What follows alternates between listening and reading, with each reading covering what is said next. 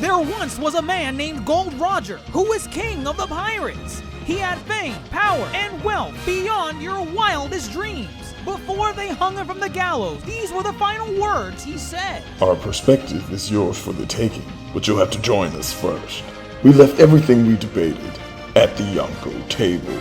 Ever since, pirates from all over the world set sail for the Grand Line, searching for the Yonko table, the table that will make their dreams come true. Yo, everyone. That is the voice of your Yonko host, Dr. Jay Saturni, and we are in for our second episode of HBO's The Last of Us. And we're here to answer the question, was it lightning in a bottle for episode 1?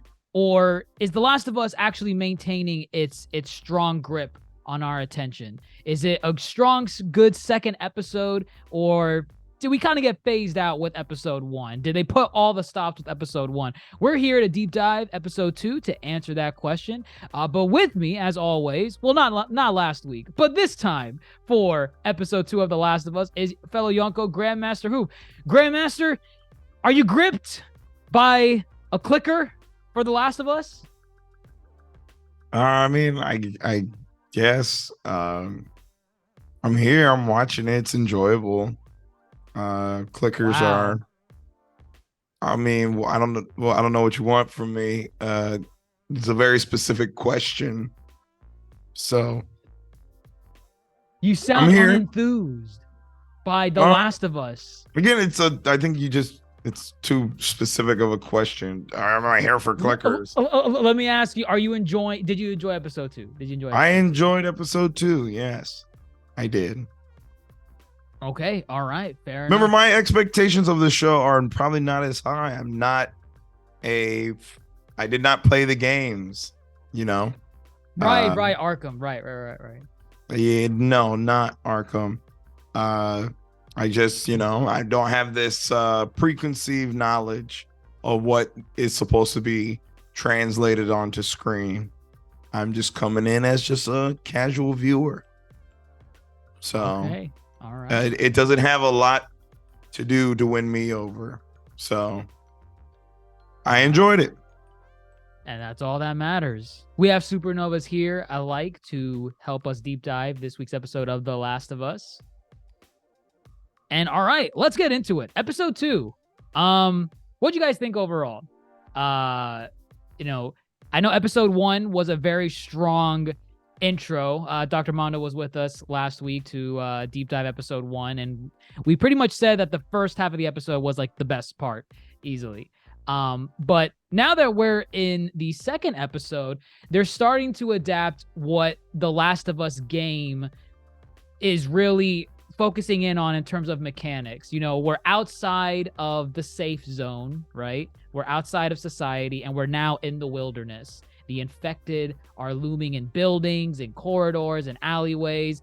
This episode 2 was literally the game. This is you managing your resources. This is you, loading up on ammo, finding ammo out in the wilderness, just surviving up until you get to your next destination. How did you guys feel about episode 2 overall? I really liked it. It was just, I liked the beginning, again, like starting with a flashback and just like really kind of putting into perspective how bad it was, how you see this like lead scientist, and like when she sees, the dead body of the zombie, the infected or whatever, and how like she's just broken, and like it tells you like why the cities look as they look now. She said, I was like, oh, what can we do? There is no cure, there is no vaccine. I've been researching this my entire life. What do we do? I was kind of expecting to a certain moment, just pray, and then like this bomb. And but I'm like, honestly, she went to the most brutal. Yeah, like I was expecting solution. Just pray and be with your family, and then no, bomb it all. It's the only way to contain it. I can tell you now, obviously this was not from the game, similar to how the interview from last week's episode was also not in the game.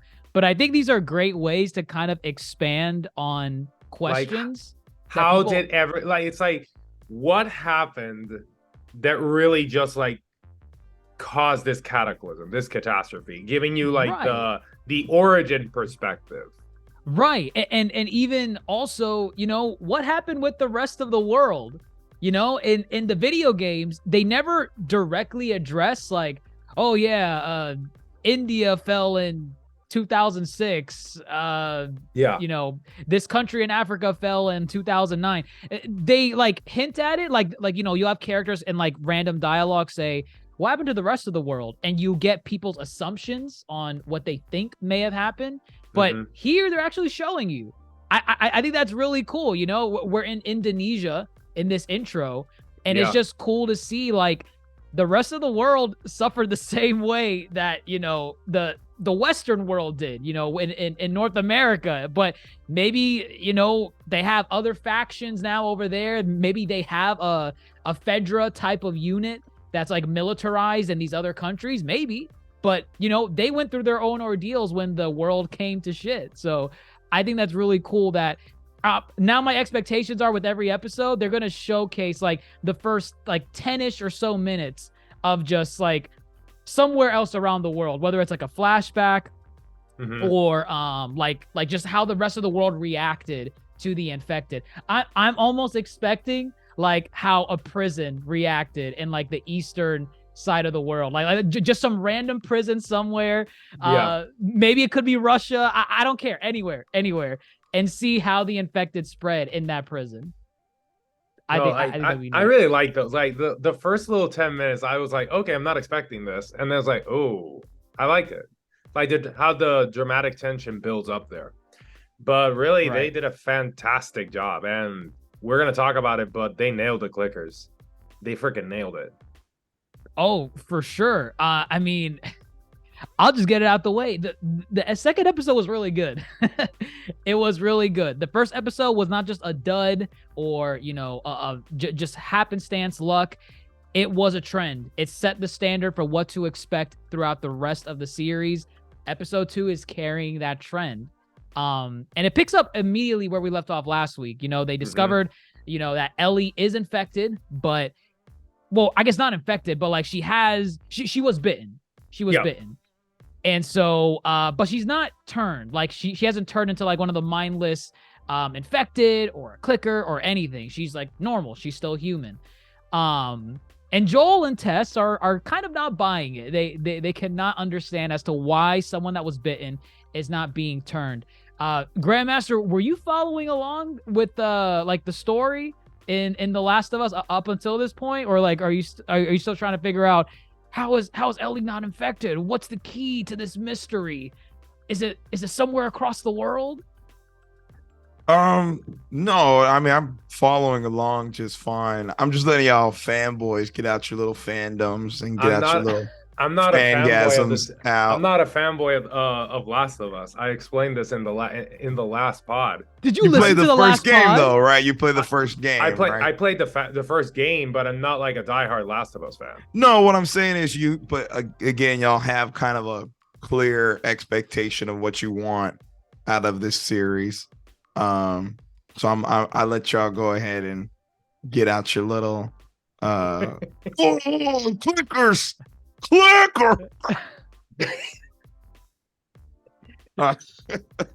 Did you like Um, the clickers? Did you like them? Like, mean, what was? Well, actually, let me ask you this. Like, you have not touched The Last of Us in general, like at This all. is the chapter I quit. This right here, Uh, this episode in the game. Yes, and I will say this as far as my little one-to-one expectation. This did feel like the game. They became frantic. This reminded me of when if you miss that headshot, you're scrambling. You are looking for the next best way to either get away or make the kill.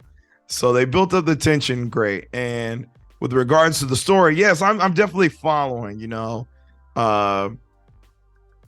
And what I think is what's really done really well here is when you do have those prologues, they're not just there for world building, they're there for a thematic tie-in. So it's like, that scientist who was looking at the patient, before she says, yeah, bomb them all, she's like, who have they come into contact with? She's like 14 others, and what you do with them? We executed them all. And then she goes, but who bit her? What about them? And they say they don't know. And then she's like, okay, yeah, bomb it. It's done. It's over. And there's this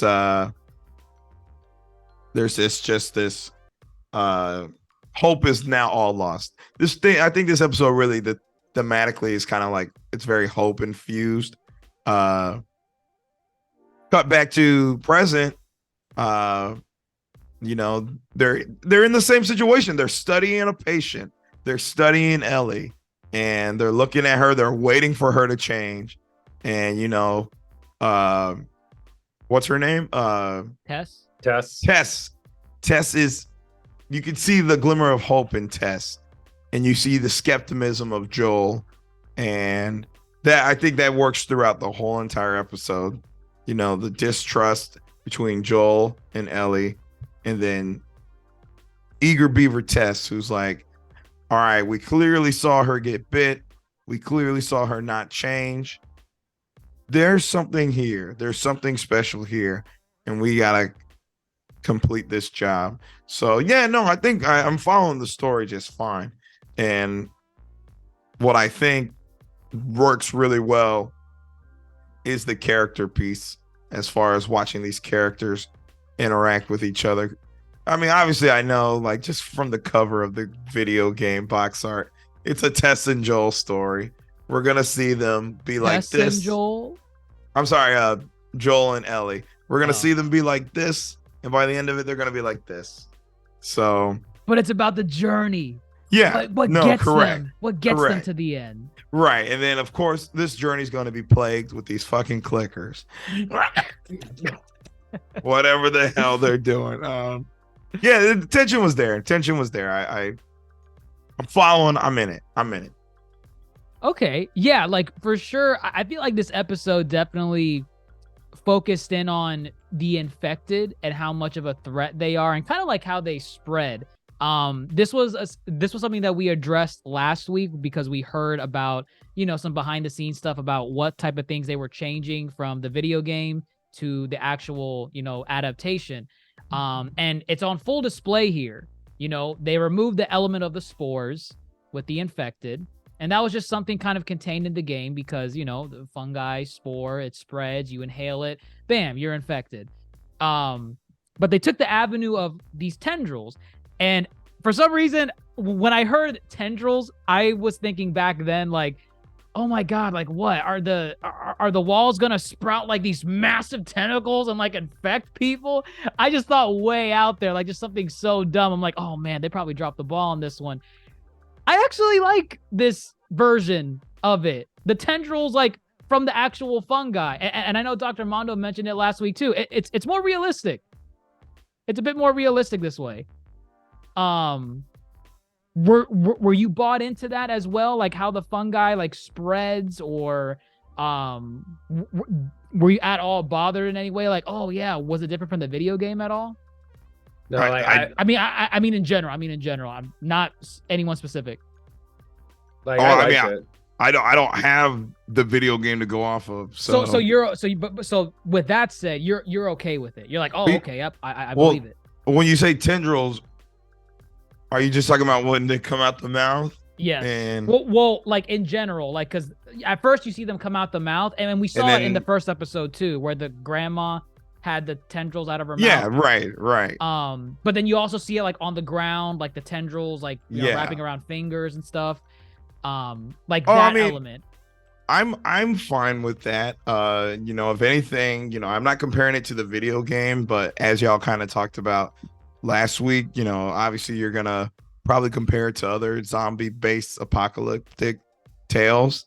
The Walking Dead is just you get bit or you die, will turn, and there's no rhyme or reason to it. So therefore it kind of becomes boring. in that sense, or at least not as intricate as a, description goes. So yeah, I think it's an organism. It's a living organism fending and fighting for its survival. This whole tale is about survival. At the end of the day, this fungus is just trying to survive. And I think, as excellently put as in the first prologue in last week's episode, they said, yeah, oh yeah, the temperature on Earth, it's fine the way it is, but what if it got hotter? What if and that's exactly what happened. It was climate change happened, and this fungus said, we need to survive. And that's all it's doing. So in the scene, for example, when they shot one and then it sent that signal to the mass horde, that was pretty cool. Yeah, like the hive mind. Like they have a hive mind there. And right. I like that. Yeah, you didn't really get that in the game. Not like, you shot one, likely they heard it from across, the field or a building or whatever, and then they come swarming at you wherever that sound came from. But this one I kind of liked more because it is like a hive mind. They sense one of their brethren getting shot. They're like, oh, who did that? And this was definitely not in the game either. The swarm element, like a swarm of these things coming at you. They don't they have a few zombies coming at you from the games, but not like this. This felt like World War Z a little bit. Like that last shot where you just saw, there had to have been like hundreds of them just waking up from that gunshot, and they're homing in on wherever that gunfire came from. I think that was pretty cool. That was scary. It's a little scary. Well, yeah, you see, I think that's one. They don't have to walk like The Walking Dead, but they're not on a full out sprint like World War Z, but they can move. They're agile enough to pick up your feet. Let's go. We're under attack. Let's go. Let's get them bastards. Come on.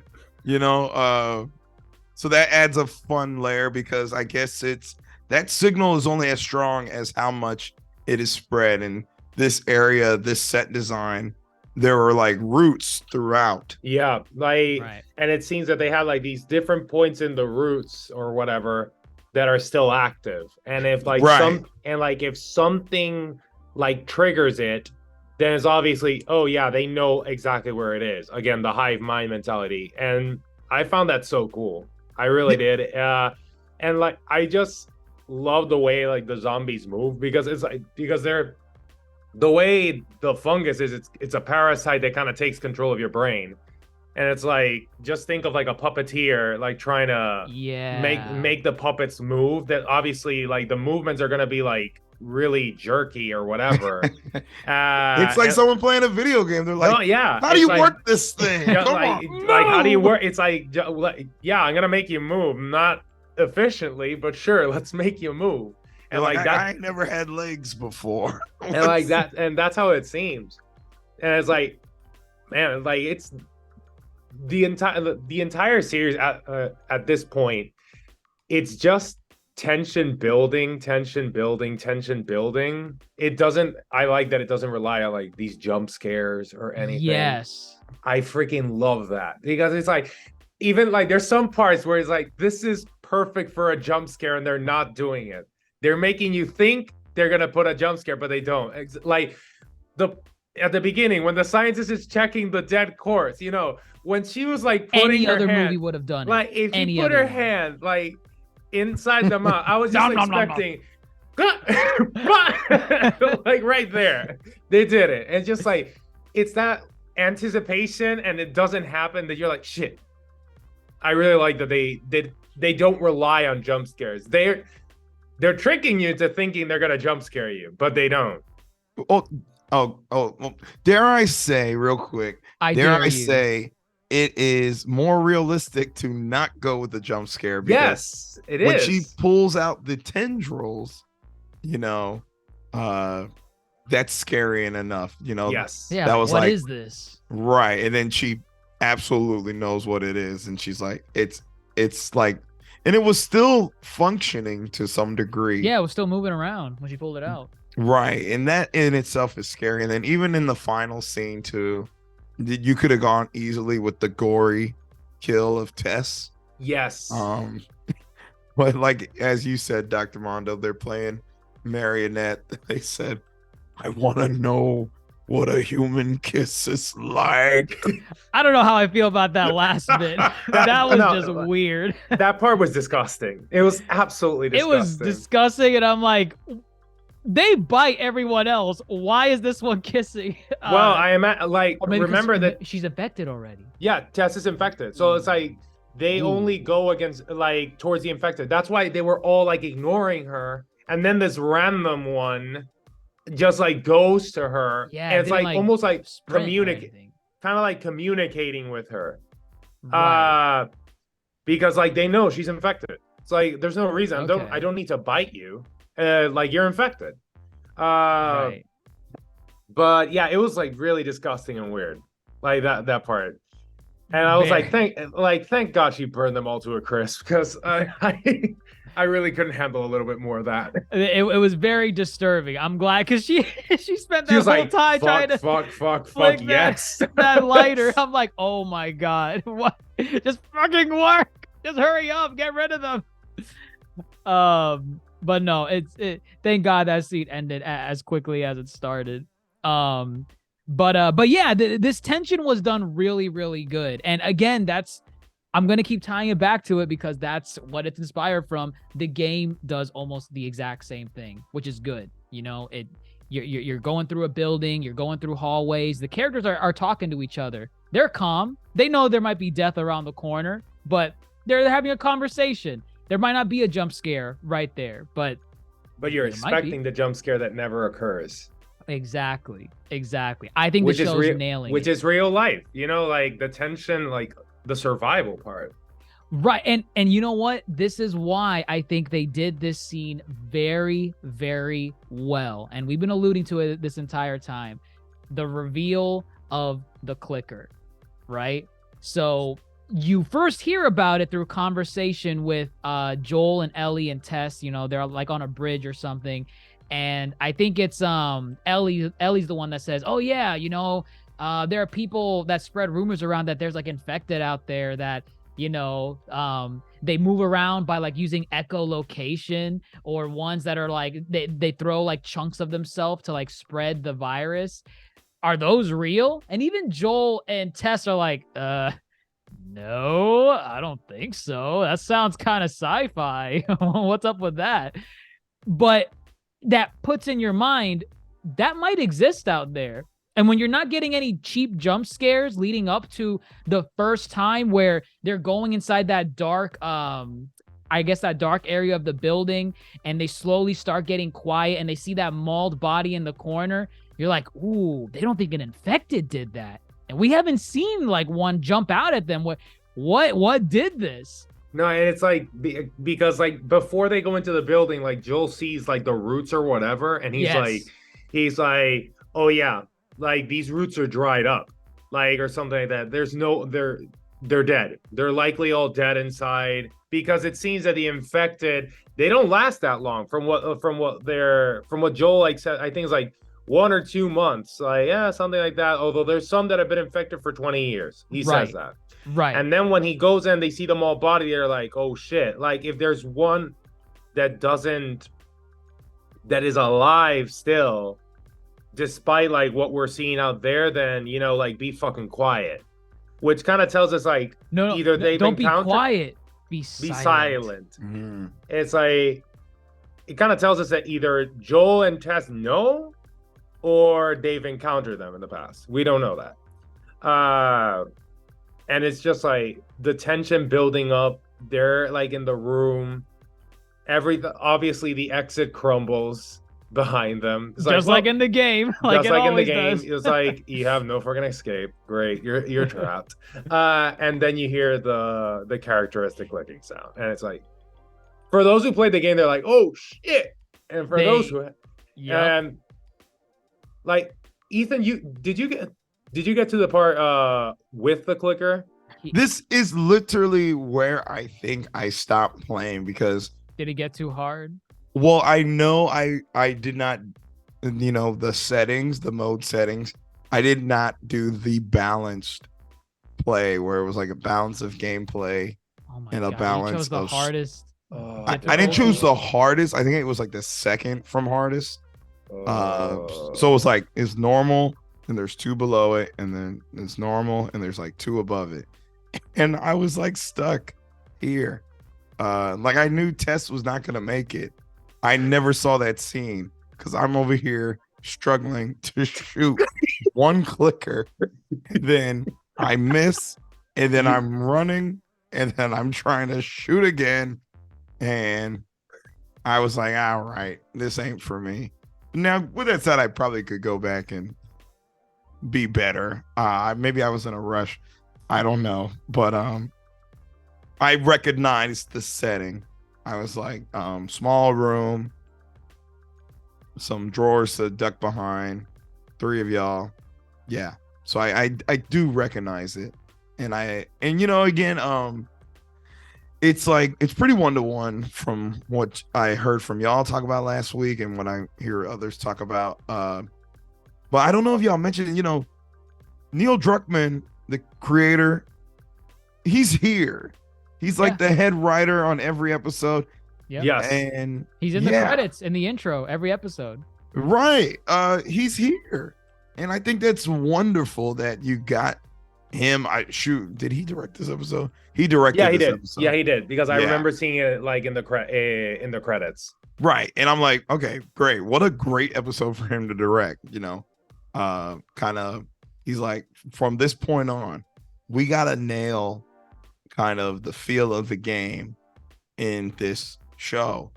And I think there was no better guy to come and direct other than the creator himself. So I totally got that vibe. My terrible experience.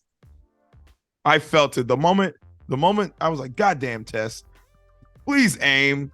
The moment she missed and I think Joel missed, I was like, this is my experience. Was that, did you have a Leonardo DiCaprio moment where you're like, that's me. That's me. Yeah. That's it. That's the feeling.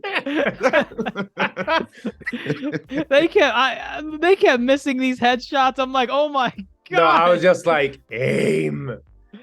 It was obviously ridiculous. they're depicting a mediocre gamer right now. I was L2. I was L2 R2. Come on. Right. It's not that hard. Can you imagine I guess it wouldn't be as fun if they were just great. It builds up the tension because you get to see more of them. You get like the fact that they're missing their shots. It lets you know the true fear of if they miss or if these things don't go down from that initial shot. Oh man, Game over. It's game over. They are chasing you no matter where you go. And it's that movement, that puppeteer style of movement, like a marionette. It's creepy and they just chase you like this. One thing I will say, and this is more of like a I guess like a meme moment. This was not accurate where these clickers grabbed Tess and Joel multiple times and they got it. Well, I guess technically Tess didn't get away unscathed, but Joel did. Joel got grabbed by these things multiple times. That is complete BS because in the game, if the clicker grabs you, you're dead. And you do not have a knife to stab it and push it away, you are dead. It is getting a tendril from your neck and biting through that.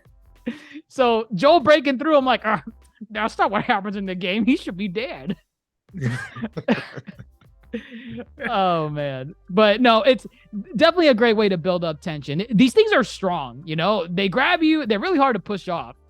You better shoot for the head.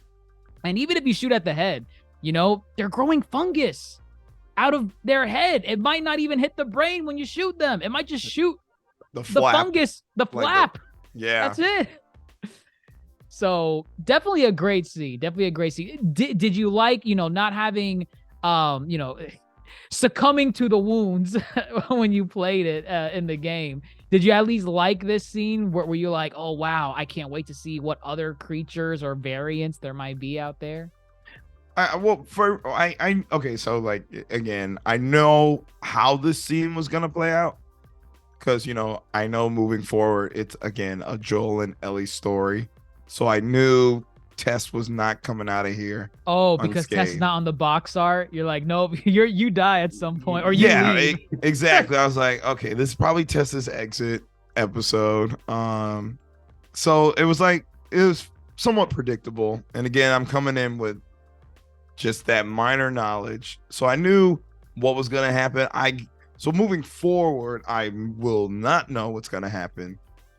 So whether there are more variants of clickers, or how are they gonna get creative? There's new territory for you beyond this point. Right, exactly. Yeah, this is my cutoff point. So I want to see how they can get more creative in building tension as far as we had this, they're in a museum, they're in a colonial Boston museum. I'm like, please grab the flintlock pistol in that glass case or something. Maybe it's still functional. Maybe it's still loaded. That's still functional. Yeah. Right. I don't know. It's like gonna blow up in your face if it is functional. Well, even if it does, you gotta reload. Like, get it in there. So I want to see how they get creative in confined spaces more, and obviously it won't be easy as far as it's like, oh, maybe there's glass everywhere on the floor, maybe there's, I don't know, they're blocking the exit. I'd love to see how they get more creative. So it was predictable, but it was still fun to see, and again, I'm glad they didn't make this Joel and Ellie experts at killing, and I think that adds to it too. It's like, from a character standpoint, Joel and Tess go on these excursions and trips, and they know the way of the land, and they know how to navigate, but they're not perfect. I think it just adds to kind of the, I don't know, the seriousness of it all, that they're still at risk. They know what to do, but it's like they really would rather not get in that situation. Yeah. Right. They just want their car battery, damn it. Right. All this for a car battery. To just to get the hell out. Right. So, I think this scene was good. It was good. And again, there's a lot of, well, I guess this whole episode too is just some good back and forth, and we're seeing the seeds of Joel and Ellie and whatnot. How distant at least Joel is. He's like, no questions about me. Nothing. Don't ask. Well, no, it's good stuff. It's good. Yes, that scene. Where are you from? Texas. So are you in Tess? Stop. We're done. That's it. Pass. It's like I gave you one question a day. The quote has been met. Well, now he's gonna have to start talking, because now that's his only companion from here until wherever he has to go. I kind of liked, Tessa's exit in this episode, the way it was handled, because it wasn't just like, let me hold them. You go on ahead. I'll hold them back. It kind of was, but there was a purpose to that. She showed Joel the area where she was bitten, and then she shows Ellie where she was bitten a second time. That was good. That was really good. And again, it reinforces that idea, because I think after she sprained her ankle, Joel was the one being pessimistic earlier on, saying like, oh, she got bitten a second time, she might turn this time. And Tess got pissed. She's like, why do you have to do this?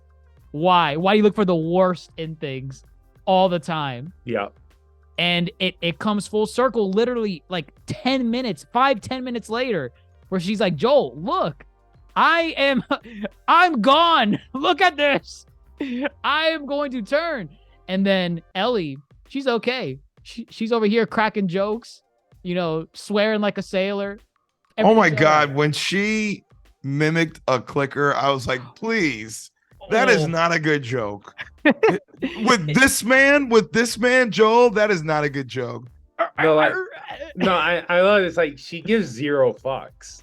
Like but it's so good because that's what yeah, Ellie is. That's yeah, what I Ellie- love. Ellie in the game gives zero fucks. She's like, fuck you.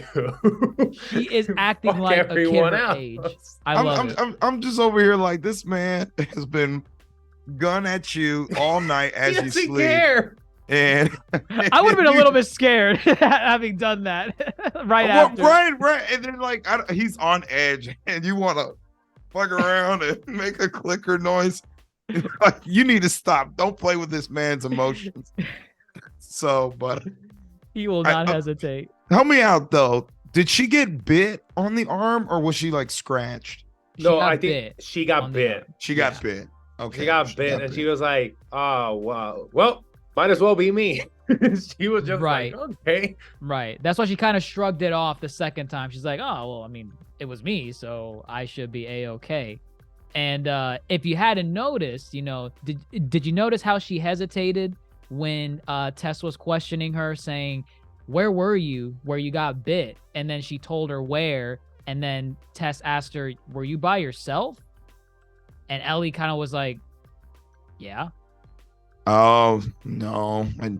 I mean, I It's imagine very there. subtle. It's very subtle. Very, I very imagine small. there's a story behind how she got big, because from what I know, she was a military Fedra brat. Right. She was born inside of those camps. Oh, I don't think she was born inside the camps, but she was raised. She was raised Right. in those camps. Right. So there's some kind of story going on there. So I missed that, but now I'm gonna pay attention more to that. She's maybe this is all a facade, this jokester, this IDGAF. You think she's a double agent? Not that she's a double mechanism. agent, but it's like, there's probably a story behind when she got bit and how she ends up with Marlene, so, or how her story gets heard, and it's like, we gotta get her to the West.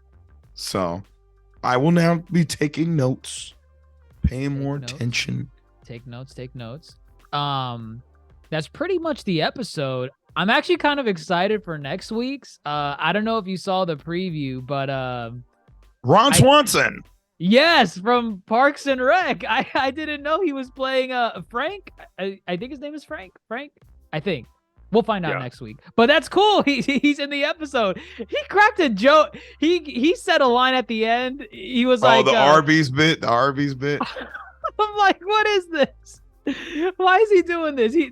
That's literally Swanson from Parks and Rec. It was spot on. I can't And see, wait. again, I don't know anything about. I watched it and was like, I figured they're out there. There are probably people surviving on their own, as all survivor tales go. Right. I think we're gonna see some raiders. Yeah, and Raiders. slavers. And slavers, probably at some point. Right. So I'm like, okay, this is cool. Seems like he knows Joel. However, their relationship looks, I do not know. Definitely, yeah. Excited to see where this goes, and let's take a look at the other aspect. Do we have another Negan on our hands? See, again, this is where I'm going. This is the only thing I have to look at. If you're familiar with Negan from The Walking Dead. Yeah, Oh. like I really am not a Walking Dead but I think I saw like a couple of episodes and I dropped it. Okay, that's fine. Negan is the dude with the bat. Got it. Let Yeah. me ask you this, like, to wrap up, you've seen a good portion of Walking Dead, right? Like, at Seen least- about maybe 7 seasons. Yeah, How many seasons are there? I think there's they're in 10 the 10 total. Yeah. I definitely fell off either with 7 or with 8. I can't put my finger on it.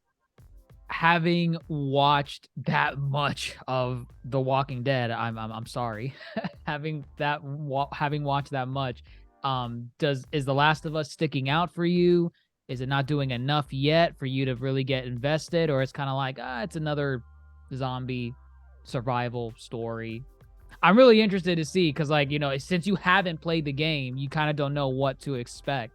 So is it doing enough 2 episodes in, or is it kind of like, I probably need to watch a little bit more to really figure out if it's standing out from like The Walking Dead? I'll say this, I think so. Those prologue scenes are really good, and they give more context versus just The Walking Dead was like, oh, they're turning to zombies, no explanation at all. Not that it needs an explanation, but an explanation the way they're doing it here with the fungus, the idea of survival. Because again, this whole thing is survival. Give some sympathy to this fungus. They're just trying to live. We destroyed this earth. They don't discriminate. Right. So with that said, is it doing enough to differentiate?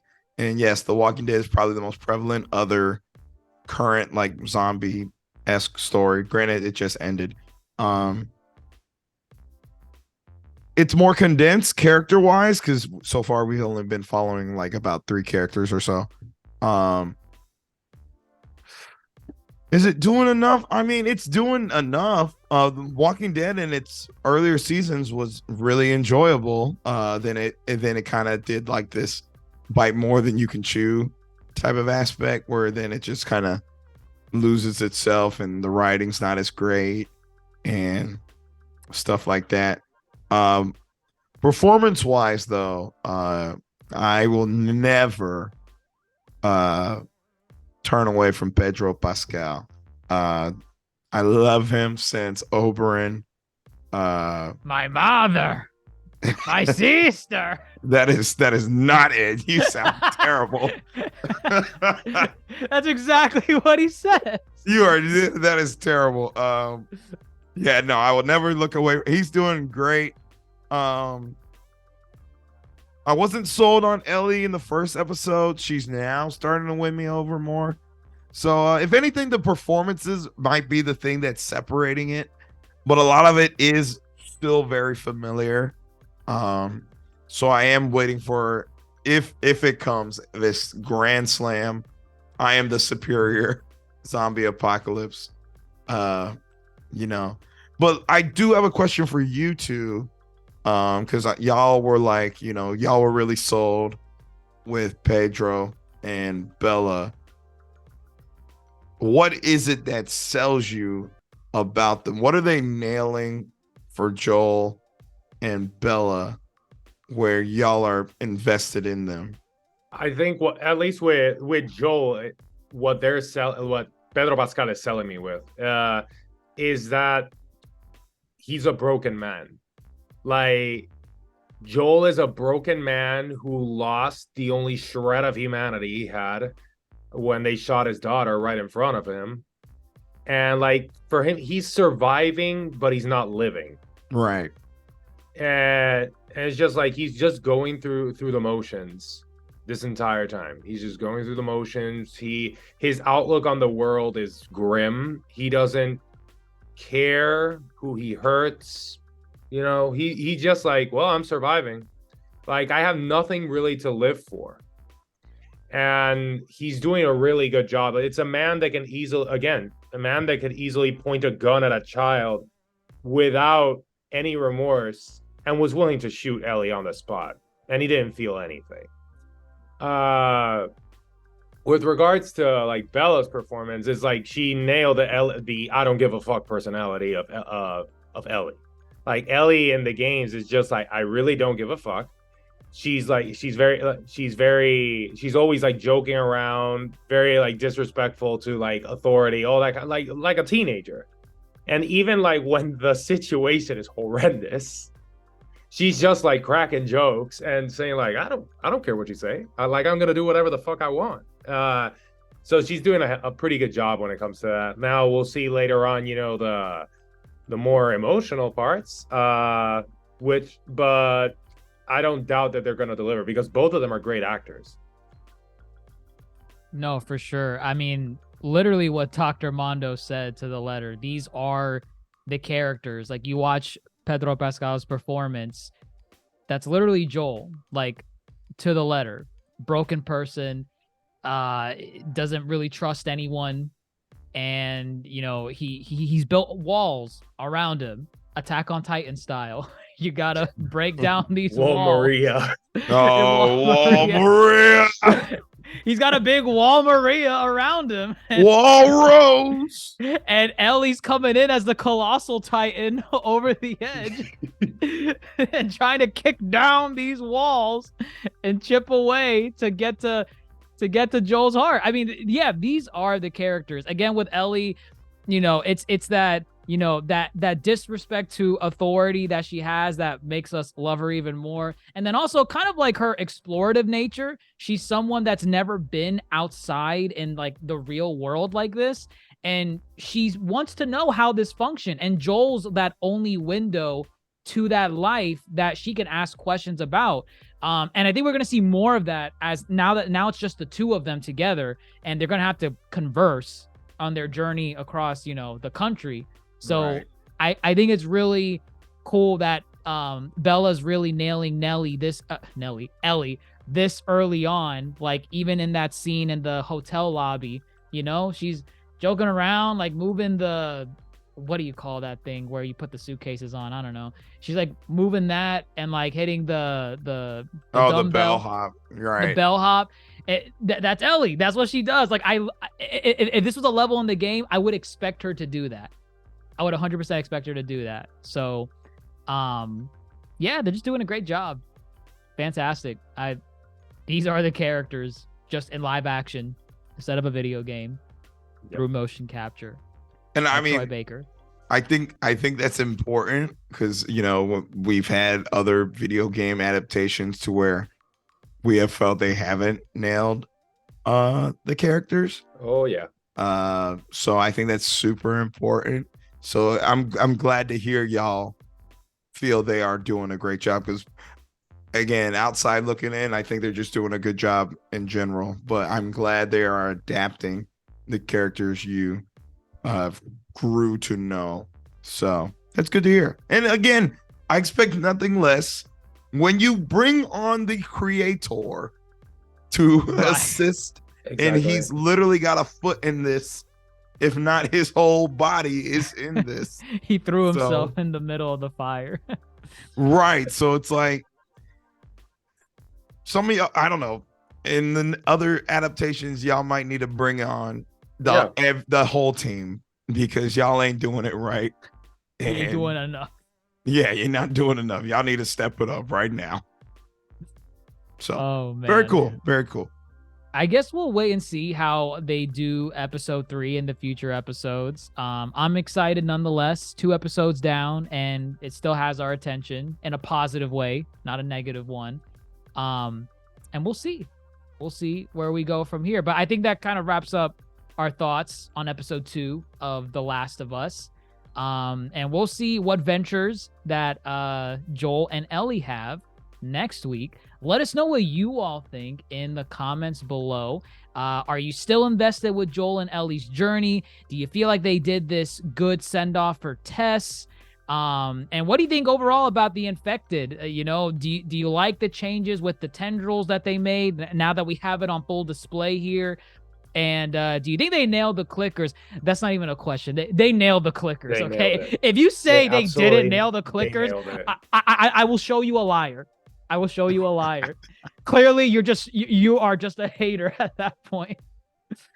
But let us know your overall thoughts of what you thought on episode 2 of The Last of Us, wherever you're listening to us on, whether it be Apple Podcasts, Spotify, YouTube, Twitter, Instagram, TikTok, at the Yonko Table. If you want to check our gaming site, check out Twitch at Dr. Jace Attorney. But with that, everyone, I am your Yonko host, Dr. Jace Attorney, fellow Yonko Grandmaster Hoop, and Supernova Dr. Mondo, clicking our way to the exit. Dr. Mondo, do it. I'm not.